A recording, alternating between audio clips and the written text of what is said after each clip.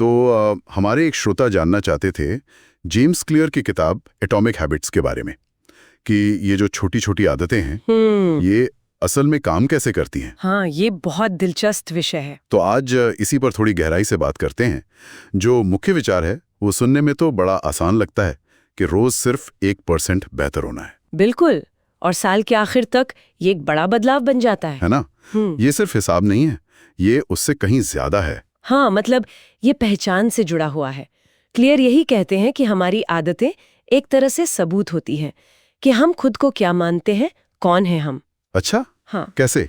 जैसे जो रोज लिखता है वो धीरे धीरे खुद को लेखक मानने लगता है, जो रोज दौड़ता है वो धावक बन जाता है। तो आदत बदलना सिर्फ कुछ काम करना नहीं है, ये असल में बदलना है कि आप कौन हैं। आप जो भी काम करते हैं ना, वो एक वोट की तरह है उस इंसान के लिए जो आप बनना चाहते हैं। ये बात तो सोचने वाली है, क्योंकि हम अक्सर बड़े लक्ष्यों के पीछे भागते हैं ना। वजन कम करना है, या कोई किताब लिखनी है, या प्रमोशन चाहिए। हाँ बिल्कुल। लेकिन किताब कहती है कि लक्ष्य से ज्यादा जरूरी है सिस्टम। इसका क्या मतलब हुआ? मतलब असल जिंदगी में ये कैसे दिखता है? देखिए, लक्ष्य तो हो गया वो मंजिल जहां पहुंचना है। ठीक है। हाँ, पर सिस्टम वो रास्ता है, वो प्रोसेस है जिसे आप रोज फॉलो करते हैं। लक्ष्य शायद एक बार मिल जाए, पर सिस्टम वो लगातार नतीजे देता है। कोई उदाहरण दे सकती हैं? हाँ, जैसे मान लीजिए लक्ष्य है मैराथन दौड़ना, बड़ा लक्ष्य है। हाँ बिल्कुल। अब इसका सिस्टम क्या होगा? सिस्टम होगा हर हफ्ते का ट्रेनिंग शेड्यूल, सुबह उठकर जूते पहनना, सही खाना पीना, ये सब सिस्टम का हिस्सा है। अच्छा। तो जो लोग सफल होते हैं वो इसलिए नहीं कि उनके लक्ष्य बहुत बड़े थे, बल्कि इसलिए कि उनके पास अच्छे टिकने वाले सिस्टम थे, रोज काम करने वाले सिस्टम, चाहे मोटिवेशन हो या ना हो। समझ गया। तो लक्ष्य दिशा दिखाता है और सिस्टम रोज की प्रगति पक्की करता है। तो फिर सवाल ये उठता है कि ऐसे सिस्टम बनाए कैसे जो टिके भी? हाँ, यहीं पर वो 4 नियम आते हैं जिनकी बात क्लियर करते हैं। हाँ। आदत बनाने के 4 कदम। हाँ। पहला है उसे स्पष्ट बनाएं। हाँ। मतलब ऑब्वियस। आदत को शुरू करने का जो इशारा है, जो क्यू है, वो एकदम साफ होना चाहिए। जैसे अगर रोज सुबह विटामिन की गोली लेनी है तो उसे बाथरूम के शीशे के सामने रखें या किचन काउंटर पर दराज में छुपा कर नहीं। हमारा दिमाग इन इशारों पर ही काम करता है। ठीक है, पहला हुआ स्पष्ट बनाएं।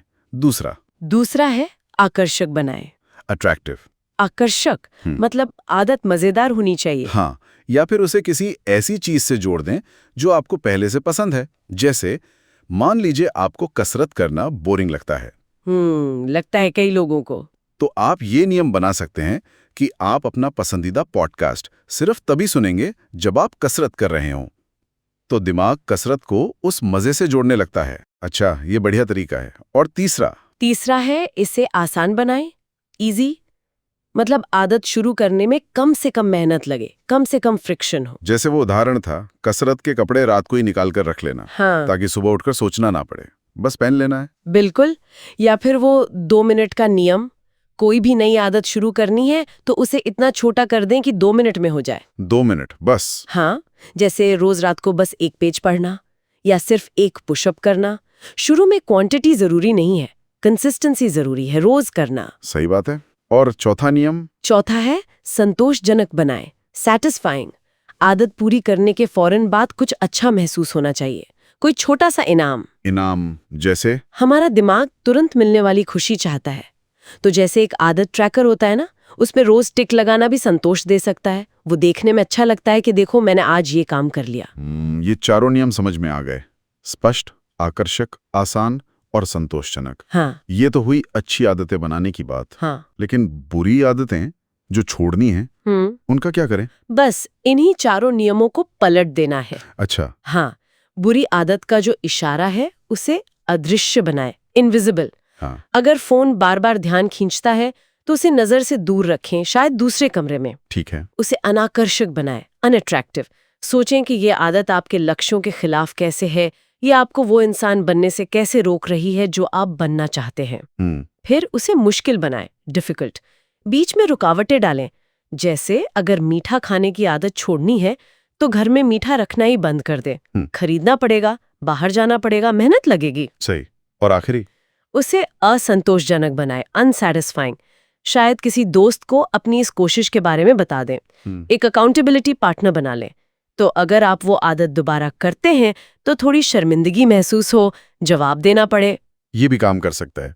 तो ये सब सुनने के बाद अगर एक सबसे बड़ी सीख निकालनी हो तो वो क्या होगी? मेरे ख्याल से सबसे बड़ी सीख है लगातार बने रहने और धैर्य रखने की। वो जो रोज का 1% सुधार है ना, वो शुरू में दिखता नहीं है। हाँ, बिल्कुल। लेकिन समय के साथ उसका असर कंपाउंडिंग इंटरेस्ट जैसा होता है। वो बढ़ता जाता है, बढ़ता जाता है। सफलता कोई एक रात की चीज नहीं है, वो रोज की छोटी छोटी कोशिशों का जोड़ है। बस दिशा सही होनी चाहिए। बिल्कुल, यही वो एटॉमिक वाली बात है। छोटे छोटे कण मिलकर ही कुछ बड़ा बनाते हैं। हाँ। तो इसका मतलब ये हुआ कि बड़े बदलाव लाने के लिए किसी बड़े लम्हे का या किसी खास प्रेरणा का इंतजार करने की जरूरत नहीं है। बिल्कुल नहीं। शुरुआत तो एक बहुत छोटी, एक परमाणु जितनी छोटी आदत से भी की जा सकती है। एकदम। और यहीं पे सोचने के लिए एक सवाल छोड़ जाते हैं। अगर हमारी पहचान हमारी आदतों से बनती है, तो आज वो सबसे पहली, सबसे छोटी, शायद 2 मिनट वाली कौन सी आदत या कौन सा काम हो सकता है जिसे अपनाकर अपनी मनचाही पहचान की तरफ पहला कदम बढ़ाया जा सके? असली ताकत शायद उसी छोटे से लगातार किए जाने वाले काम में छुपी है।